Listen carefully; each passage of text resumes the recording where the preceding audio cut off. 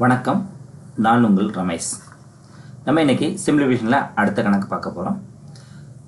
Bracket 71/105 மற்றும் 71/420 ஆகியவற்றின் கூட்டுத்தொகை எவ்வளவு? நம்ம இதை ரெண்டுமே கூட்டி இது பண்ணுறதுக்கு ஒரு 1 minute ஆகலாம். ஆக்சுவலாக நீங்கள் வந்து சிம்பிள் 1 or 2 secondsல இதுக்கு ஆன்சர் சொல்லிக்கலாம். எப்படின்னா இங்கே டாப்பில் 71 இருக்குது, ஸோ இங்கே 71 தான் இருக்குது. ஸோ 71 நீங்கள் வந்து எத்தனை டைம் மல்டிபிள் பண்ணாலும் சரி, எத்தனை டைம் டிவைட் பண்ணாலும் சரி, ஆக்சுவலாக அது 71ஓட மடங்காக தான் இருக்கும். அப்போ இங்கே 83 இருக்குது, நோ ஆன்சர். 73 ஆன்சர் இல்லை, 79 இல்லை. ஸோ பார்த்தீங்கன்னா இங்கே 71 இருக்குது.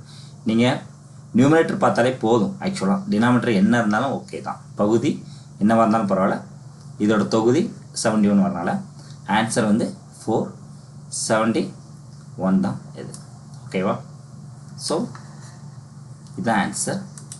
தேங்க்யூ.